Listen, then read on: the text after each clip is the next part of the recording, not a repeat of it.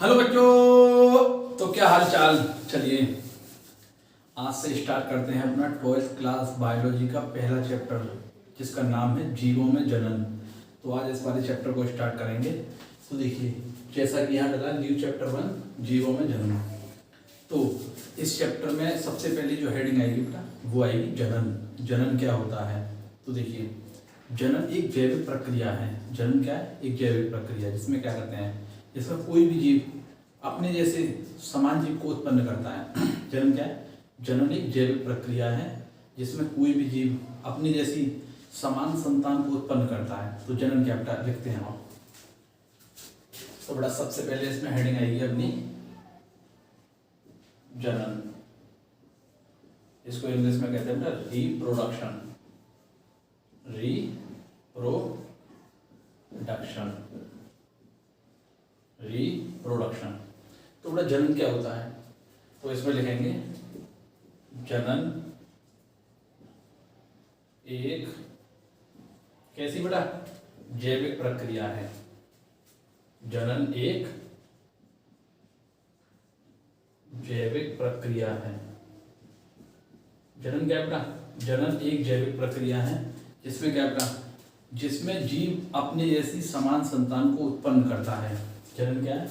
जनन एक जैविक प्रक्रिया है जिसमें जीव अपने जैसी समान संतान को उत्पन्न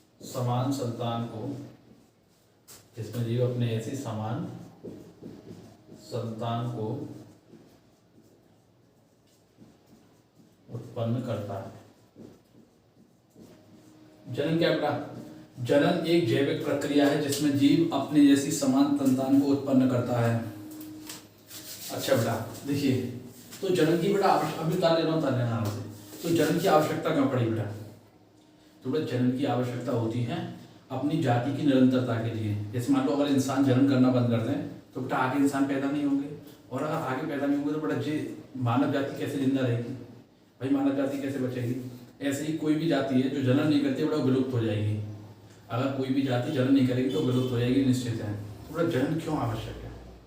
तो क्वेश्चन ये आता है जनन क्यों आवश्यक है? तो जनन इसलिए आवश्यक है बेटा अपनी जाति की निरंतरता बनी रहे। जाति की अपनी निरंतरता, जैसे मान लो आप कोई जनन करेंगे, उनके 2 संतानें हुई, फिर तो उन 2 संतानों की शादी होगी, फिर उनकी वो जनन करेंगे, फिर संतान होंगे, तो बेटा इस तरीके से आगे बढ़ते जाएंगे। लेकिन अगर जनन ही नहीं करेंगे बेटा, एक पीढ़ी हुई वो हो गई, उसने जनन नहीं किया, खत्म। ऐसे ही तो जनन बेटा किसके लिए आवश्यक है? तो जनन आवश्यक है बेटा जीवों के अस्तित्व को बनाए रखने के लिए। और जनन बेटा किसके लिए आवश्यक है? प्रजाति की निरंतरता को बनाए रखने के लिए। अब मान लो हम इंसानों ने जनन किया तो इंसान बेटा अलग होंगे, जानवर करेंगे जानवर अलग। तो जनन बेटा किसके लिए आवश्यक है? जनन बेटा विभिन्नताओं के लिए आवश्यक है कि हम विभेदन कर सकें। ये जीव तो सब है कि ये जीव है, ये निर्जीव और जीव दोनों बटे हुए, लेकिन जीव में भी ये हो कि हाँ ये मानव है, ये जानवर है, तो ऐसे बटे हुए हो। तो विभिन्नताओं के लिए भी आवश्यक है। तो जनन के पहले हेडिंग डालेंगे बेटा जनन की आवश्यकता। तो आप सबसे पहले हेडिंग डालेंगे, एक ये हेडिंग है, एक अगली हेडिंग डालेंगे जनन की आवश्यकता। जनन की बड़ा आवश्यकता क्या पड़ी? जनन की आवश्यकता। तो बेटा जनन की आवश्यकता पहली क्या है? तो बेटा पहली है जनन जीवों के अस्तित्व को बनाए रखने हेतु आवश्यक है। तो लिखेंगे बेटा, देखो जनन जीवों के अस्तित्व को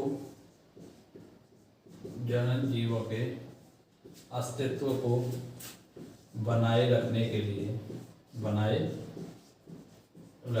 लिए जनन जीवों के अस्तित्व को बनाए रखने के लिए आवश्यक है। तो जनन क्यों आवश्यक है? जनन जीवों के अस्तित्व को बनाए रखने के लिए आवश्यक है। ठीक है, अगली हेडिंग क्या है बेटा इसमें? जनन जाति की निरंतरता के लिए आवश्यक है। देखो बेटा इतना ठंड हो रही है बेटा, देखो लाल हाथ पड़ना है और फिर भी बेटा आपके लिए वीडियो शूट हो रही है, इसलिए बेटा इस वीडियो को पूरा देखना अच्छे से, ठीक है। बहुत मेहनत लगती है बेटा एक वीडियो बनाने में, हाँ। कम से कम 2 से 2.5 घंटे तो बेटा इससे यूट्यूब पर अपलोड होने में जाते हैं। वीडियो बनने में समय लगता है, इससे अपलोड होने में 2 से 2.5 घंटे आ रहे हैं। इसलिए बेटा मेहनत का कोई फायदा होती है, ठीक है। चलिए, तो बेटा जन्म किस लिए आवश्यक है, अगर देखना जनन जाति की निरंतरता के लिए आवश्यक है। निरंतरता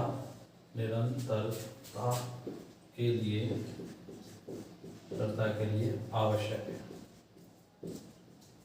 और बेटा जनन किसके लिए आवश्यक है, जनन बेटा भिन्नताओं के लिए आवश्यक है। तो अगली हेडिंग डालेंगे जनन विभिन्नताओं के लिए, जनन विभिन्नताओं के लिए आवश्यक है। देखिए बेटा, सबसे पहला जनन क्या है, जनन एक जैविक प्रक्रिया है जिसमें क्या हुआ, जिसमें जीव अपनी जैसी समान संतान को उत्पन्न करता है। जनन एक जैविक प्रक्रिया है जिसमें जीव अपने जैसी समान संतान को उत्पन्न करता है। फिर जनन की आवश्यकता क्यों बेटा, जनन जीवों के अस्तित्व को बनाए रखने के लिए आवश्यक है। जनन जाति की निरंतरता के लिए आवश्यक है। जनन विभिन्नताओं के लिए आवश्यक है। तो माय डियर, मैं जरा कैमरे में देखता हूँ कि वीडियो अच्छी आ रही है। Okay, done. चलिए बेटा, ये वाली बात आपको पता पड़ी कि जनन क्यों आवश्यक है, जनन होता क्या है। देखिए, अब हम डालेंगे बेटा जनन के प्रकार। तो जनन बेसिकली बेटा 2 प्रकार का होता है, एक लैंगिक जनन, एक अलैंगिक जनन। अब देखो बेटा, बोर्ड में जो क्वेश्चन आएगा बेटा वो आएगा या तो ये आएगा लैंगिक और अलैंगिक जनन पर जनन में अंतर करें। तो हम बेटा उस हिसाब से लेकर चलेंगे कि आपका नीट भी कवर हो और बेटा बोर्ड भी कवर हो। तो इसलिए इसमें बेटा मैं जो जनन के प्रकार कराऊंगा वो बेटा अंतर कराऊंगा उनमें, इधर लैंगिक इधर अलैंगिक। तो आप सबसे पहले बेटा इसमें हेडिंग लगाना है, इसी में जनन के प्रकार, इसमें लगाना जनन के प्रकार। जनन के प्रकार बेटा हेडिंग लगाना इसमें।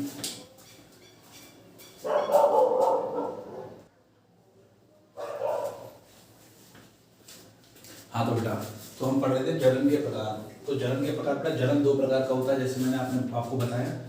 पहला लैंगिक जनन, दूसरा अलैंगिक जनन। तो चलिए लिखिए इसमें, देखो जनन मुख्यतः 2 प्रकार का होता है।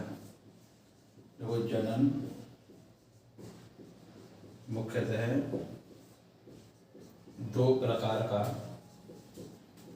जनन मुख्यतः 2 प्रकार, और इसे 2 प्रकार का होता है।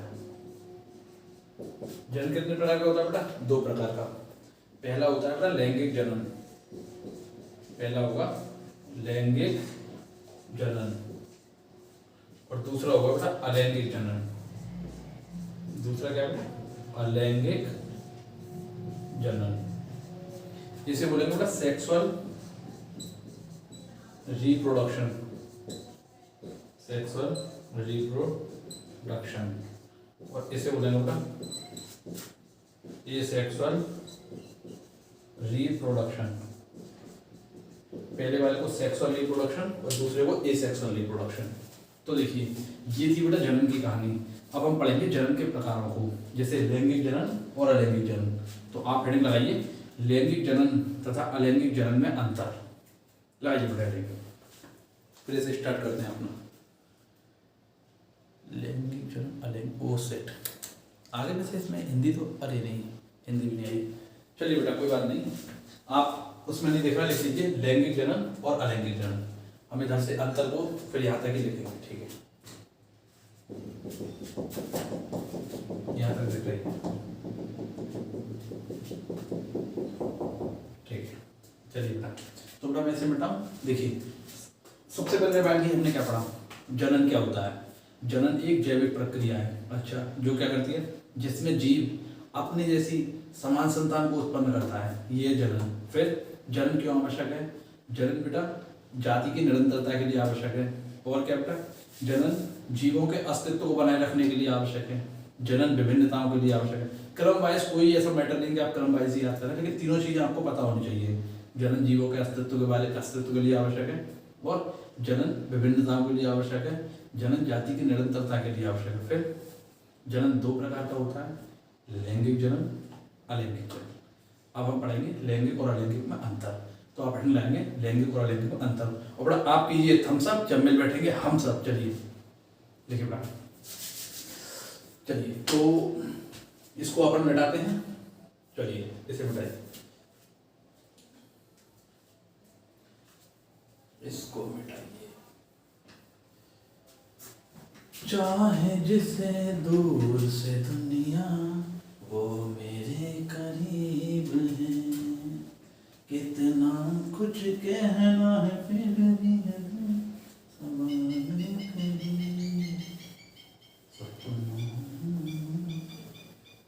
चलिए बेटा, तो क्या हेडिंग लगाएंगे, लैंगिक जनन तथा अलैंगिक जनन में अंतर। चलिए तो हेडिंग लगाएंगे। चलिए हेडिंग चलो मैं लगा देता हूँ। देखो लैंगिक जनन और इधर क्या लगाएंगे बीच में डिफरेंस करके अलैंगिक जनन, अलैंगिक जनन। तो मैं सोच रहा था लैंगिक अलैंगिक एक एक करके लिखा हूं, बट आपको बोर्ड एग्जाम में बेटा अंतरों के हिसाब से पूछा जाता है कि आप लैंगिक और अलैंगिक जनन में अंतर लिखिए, तो उस हिसाब से लिखेंगे। बेटा मैं एक बार बोर्ड में देख लूँ कहाँ तक क्या आ रही है, आ जाएगा शायद इसमें। ओके ओके ठीक है। लैंगिक जनन कहाँ से, ठीक है चलिए चलिए। तो बेटा अच्छा अब हम पढ़ें। देखिए जो बेटा लैंगिक जनन है इसमें बेटा दो जनक भाग लेते हैं। जनक कौन होते हैं बेटा, जिन्होंने हमको जन्म दिया है, ये जो आगे संतान को उत्पन्न करें उसे जनन कहेंगे। तो बेटा जनक जनक पेरेंट, इसमें दो जनक भाग लेते हैं, इसमें एक जनक भाग लेता है। इसमें क्या होगा बेटा, दो जनक युग्मकों का निर्माण करेंगे। अब युग्मक क्या होते हैं, युग्मक होते हैं बेटा शुक्राणु और अंडाणु। शुक्राणु नर में पाए जाते हैं, अंडाणु मादा में। तो इसमें कितने जनक होंगे बेटा, दो। इसमें एक जनक होगा, इसमें युग्मकों का निर्माण होगा। इसमें युग्मकों का निर्माण हो भी सकता है और नहीं भी। इसमें युग्मक कौन कौन से होंगे, शुक्राणु और अंडाणु। इसमें क्या होगा, युग्मकों का संलयन होगा। लैंगिक जनन में युग्मकों का संलयन माने युग्मक मिलेंगे। युग्मक संलयन माने होता है युग्मकों का मिलना। इसमें युग्मकों का संलयन नहीं होगा। अच्छा, और इसमें बेटा युग्मक से बनता है बेटा युग्मनज, युग्मनज। इसमें युग्मनज बनेगा, इसमें युग्मनज नहीं बनेगा। तो चलिए एक एक पॉइंट को आप एक इसमें लिखते हैं। पहला इसमें क्या बेटा, इसमें दो जनक की आवश्यकता होती है, या इसमें दो जनक भाग लेते हैं। इसमें दो जनक भाग लेते हैं। अब बेटा इसमें कितने जनक भाग लेते हैं, दो जनक। और इसमें एक जनक भाग लेता है। देखो इधर लिखेंगे, इसमें एक जनक, इसमें एक जनक भाग लेता है। इसमें दो जनक भाग लेते हैं, इसमें एक जनक। फिर इसमें युग्मकों का निर्माण होता है, उसमें युग्मकों का निर्माण हो भी सकता है और नहीं भी। इधर लिखेंगे, इसमें युग्मकों, बेटा युग्मकों माने कौन कौन, शुक्राणु, कौन, शुक्राणु व अंडाणु। शुक्राणु व अंडाणु का निर्माण होता है।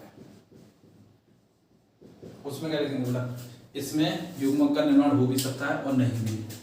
इसमें लिखेंगे, देखो इसमें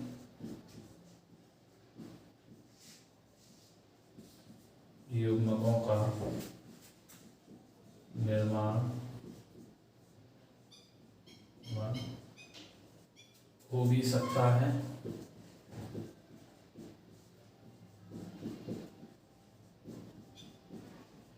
और नहीं भी। इससे बेटा युग्मों का निर्माण हो भी सकता है और नहीं भी। अच्छा, जब युग्मों का निर्माण होगा नहीं, संलयन नहीं होगा, इसमें संलयन होगा। इसमें ना तो इसमें युग्मकों का संलयन होता है। तीसरा अंतर लिखेंगे बेटा, इसमें युग्मकों का, इसमें युग्मकों का संलयन इसमें युग्मकों का संलयन होता है, उसमें नहीं होता, उसमें लिखेंगे इसमें युग्मकों का संलयन नहीं होता है, इसमें युग्मकों का संलयन, इसमें युग्मकों का संलयन नहीं होता है, उसमें युग्मकों का संलयन बेटा होता है, इसमें युग्मकों का संलयन नहीं होता है। तीसरा अंतर क्या है, इसमें युग्मनज का निर्माण होगा, इसमें युग्मनज का निर्माण नहीं होगा।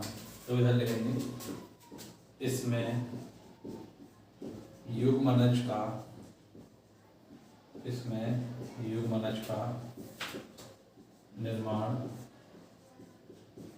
इसमें युग्मनज का निर्माण होता है, उसमें इसमें युग्मनज का निर्माण नहीं होता है। यहाँ लिखेंगे इसमें युग्मनज का निर्माण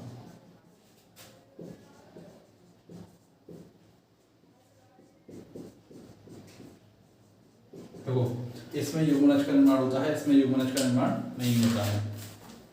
अच्छा, इसमें क्या होगा बेटा, इसमें बेटा किलोन का निर्माण नहीं होगा।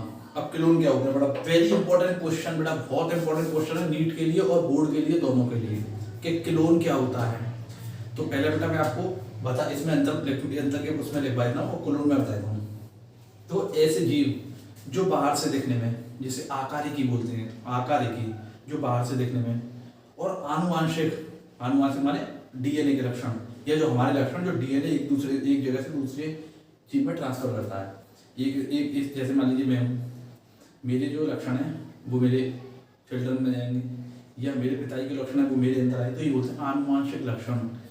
ऐसे लक्षण जो एक पीढ़ी से दूसरी पीढ़ी में स्थानांतरित होते हैं उन्हें आनुवांशिक लक्षण कहते हैं। क्लोन क्या हुआ, ऐसे जीव जो आनुवांशिक और आकारिकी, मतलब आनुवांशिक भी और आकारिकी रूप से अपने जनक के, जनक माने पेरेंट के समान हो, उसे क्लोन कहते हैं। लैंगिक जन्म में क्या होगा बेटा, इसमें क्लोन नहीं बनते, इसमें क्लोन का निर्माण नहीं होगा। अलैंगिक में बेटा क्लोन का निर्माण होगा। तो ये लिखना, वैसे मैं क्लोन अभी लिख पाऊंगा, इसमें लिखना इसमें क्लोन का निर्माण नहीं होता है। लैंगिक में लिखना इसमें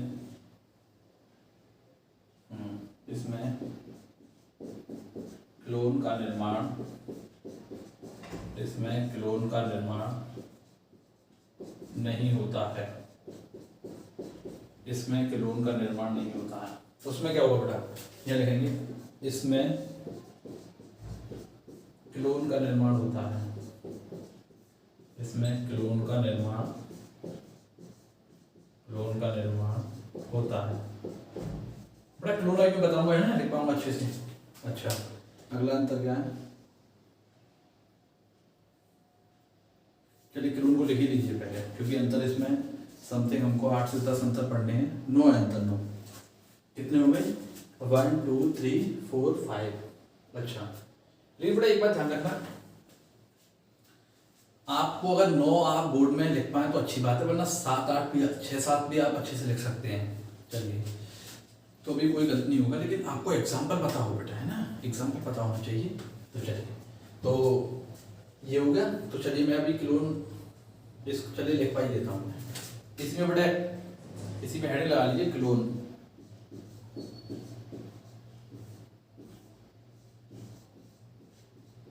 यार फिर अंतर से अच्छे नहीं लगेंगे, एक काम करो, क्लोन को 1 मिनट मेरे से सुनी लो, अंतर में फटफट आपकी फेयर है थोड़ा गलती है। क्लोन क्या है, ऐसे जीव जो आनुवांशिक और आकारिकी, ऐसे जीव जो आनुवांशिक और आकारिकी रूप से अपने जनक के समान होते हैं उन्हें क्लोन कहते हैं। ठीक है बेटा, ये ध्यान रखना। तो लैंगिक जन्म जो है बेटा वो कैसे होगा, वो बेटा स्लो प्रोसेस है, स्लो होगी। जैसे पहले युग्मक बनेंगे, युग्मक मिलेंगे, निषेचन होगा, युग्मनज बनेगा, तब जाके प्रक्रिया। तो ये प्रक्रिया धीमे होती है, स्लो, ये फास्ट होती है। तो इसमें लिखना यह प्रक्रिया धीमे होती है, लैंगिक जन्म में लिखेंगे यह प्रक्रिया कैसी होगी बेटा, यह प्रक्रिया धीमे होती है, यह प्रक्रिया धीमे होती है। वो कैसे होगी, ये बड़ा तीव्र होगी, इसमें लिखेंगे यह प्रक्रिया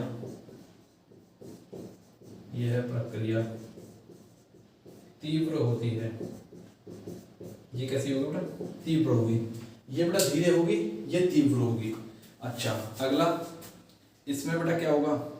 लैंगिक जन्म में क्या होता है बेटा? संततियों का निर्माण कम हो पाता है। इसमें कम संततियां बनेंगी, इसमें बेटा अधिक संततियां बनती हैं। तो इधर लिखेंगे संततियों की संख्या कम, तो यहाँ लिखेंगे इस जनन से उत्पन्न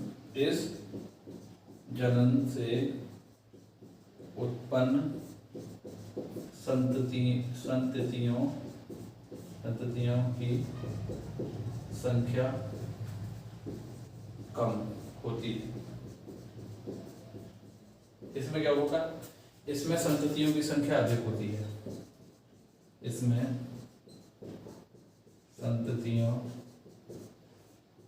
संततियों की संख्या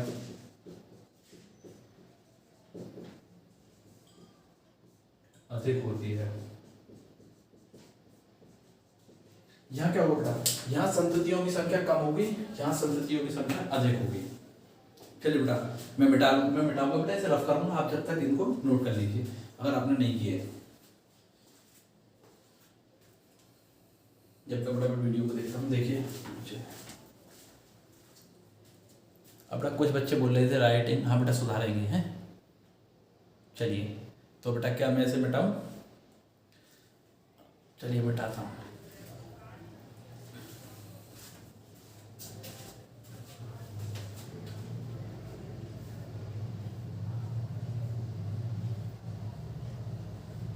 इसे चलिए बेटा स्क्रीनशॉट लीजिए, ऐसे लिख लीजिए, फिर मैं इसे मिटाता हूँ। मिटाऊं? चलिए। बन के हमदर्द मेरा हमसाया, तू मेरी जिंदगी में आया था, प्यार अपनों से भी ज्यादा किया मुझे तूने, लोग कहते हैं तू पराया तुम। चलिए बेटा तो हमारे जो आगे के अंतर बेटा उसको लिखते हैं। तो अगला है बेटा, इसमें क्या होगा? अगला अंतर लिखिए और इसका अगला अंतर लिखिए, इसका अगला अंतर लिखिए। और क्या है बेटा? चलो मैं लिख ही देता हूँ, वैसे तो आप ध्यान रखना। ये क्या है? लैंगिक जनन। यहाँ क्या पढ़ रहे हैं बेटा? लैंगिक जनन, ठीक है बेटा। इधर क्या पढ़ रहे हैं अपन? अलैंगिक जनन।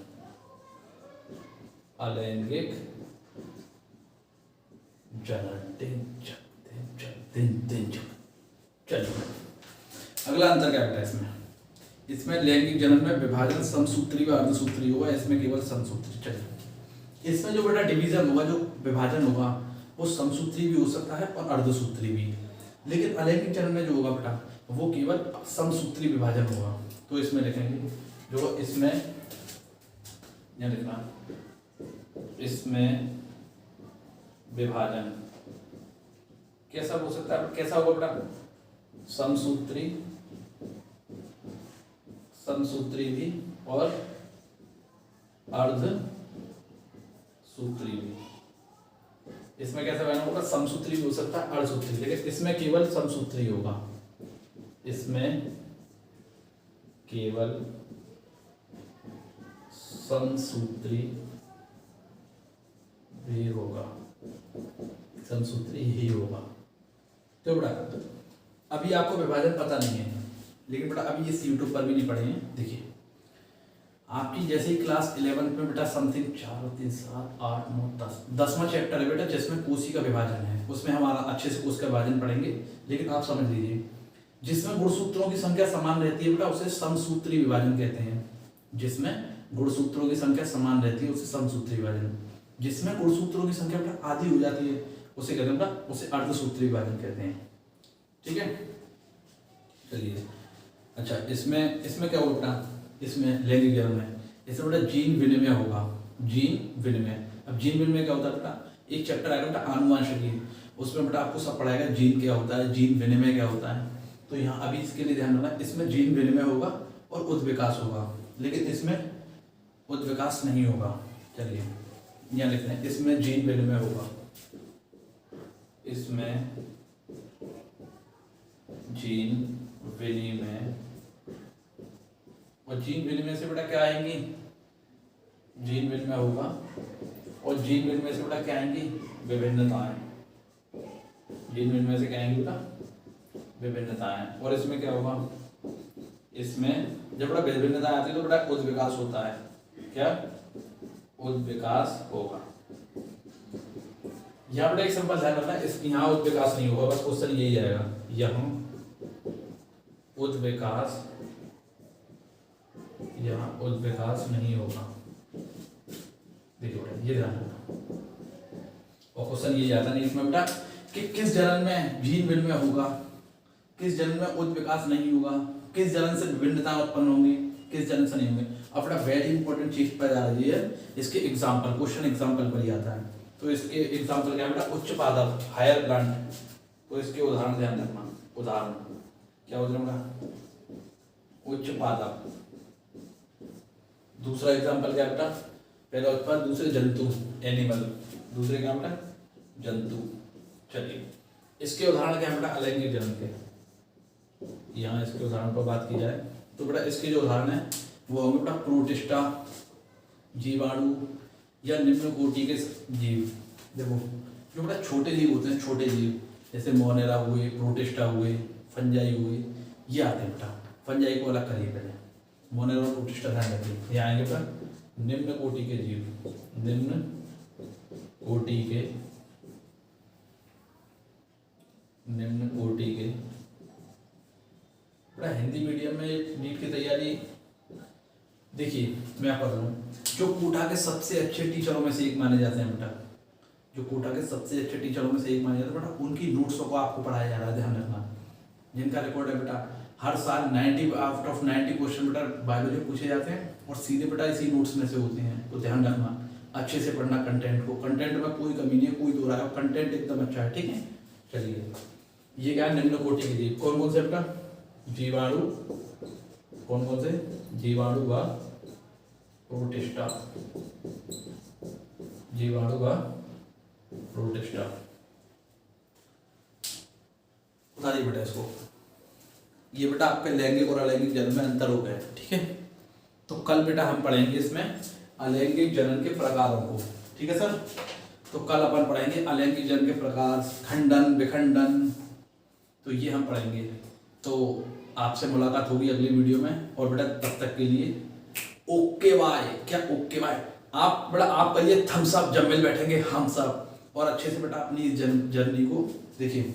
आपको मैं एक सफल बात बताऊँ, अच्छी बात कहूँ, सफल तो मटर होती है। चलिए जो आपका बेटा नीट पूछती है ना, जो सवाल पूछती है, पूछती नहीं शायद नीट पूछता है, हाँ, जो बेटा आपको नीट में जो सवाल पूछा जाता है वो क्या है कि आपको बायोलॉजी एनसीईआरटी से आनी चाहिए, ठीक है। आपको ज़्यादा हायर लेवल नहीं पढ़ना बेटा, आपको एनसीईआरटी का पढ़ना है, और आपको जो एमसीक्यूज करनी है बेटा वो एनसीईआरटी बेस्ड करनी है। और वो बताऊँगा बेटा समय के अनुसार कैसे होंगे।